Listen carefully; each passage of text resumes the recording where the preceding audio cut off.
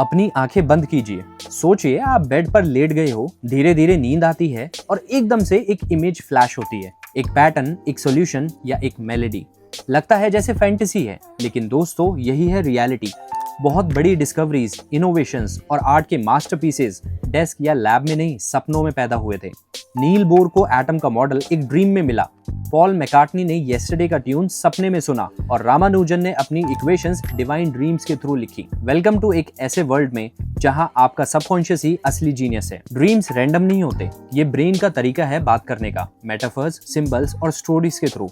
Albert Einstein ने कहा था, the intuitive mind is a sacred gift and the rational mind is a faithful servant. Freud कहता था, dreams are the royal road to the unconscious. मतलब जो desires आप consciously suppress करते हो वो सपने में सरफेस कर जाते हैं। कार्ल युंग का मानना था कि ड्रीम साइकी के हीलिंग सिस्टम है। सपने सिर्फ आपके पर्सनल माइंड से नहीं बल्कि एक कलेक्टिव अनकॉन्शियस से जुड़े होते हैं, जिसमें ह्यूमन आर्केटाइप और एंशिएंट विजडम स्टोर है। तो अगर आपने एक ट्री का सपना देखा तो हो सकता है वो सिर्फ पेड़ नहीं बल्कि आपकी ग्रोथ, एंसेस्ट्री या माइथोलॉजिकल ट्री ऑफ लाइफ का सिंबल हो। न्यूरोसाइंस कहता है ड्रीम ज्यादातर होते हैं REM स्लीप में। इस दौरान विजुअल और memory processing areas hyper active हो जाते हैं।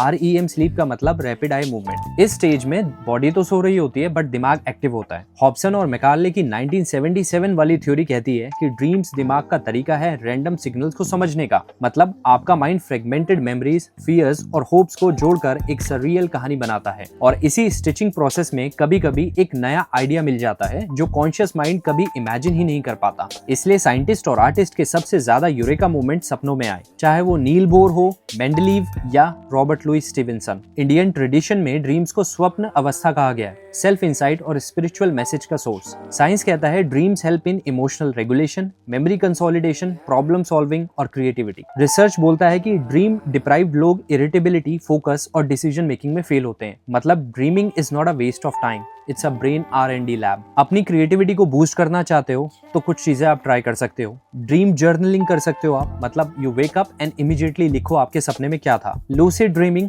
डे में रियलिटी चेक्स प्रैक्टिस करो। प्री स्लीपिंग प्रोग्रामिंग, एक सवाल या प्रॉब्लम के साथ सो। एंड विजुअलाइजेशन, सोच कर सोने जाओ कि क्या देखना है। याद रखो, सबकॉन्शियस माइंड कभी सोता नहीं, सिर्फ हम सोते हैं। आपको पता है कि एक नॉर्मल इंसान हर रात 3 से 6 सपने देखता है, लेकिन 95% सपने आप उठते ही भूल जाते हो। और ब्लाइंड लोग भी सपने देखते हैं। डिपेंड करता है कि अगर वो बर्थ के बाद ब्लाइंड हुए हैं तो वो विजुअल्स के साथ सपने देखते हैं, और अगर बर्थ से ही ब्लाइंड है तो सपने साउंड, स्मेल और फीलिंग्स पे बेस्ड होते हैं। लूसिड ड्रीम्स होते हैं जहां आपको पता है कि आपके सपने में क्या हो रहा है, मतलब आप क्या देख रहे हो, और फिर आप उस सपने को कंट्रोल भी कर सकते हो। इमेजिन करो कि आप उड़ रहे हो और अपनी पसंद की दुनिया बना रहे हो।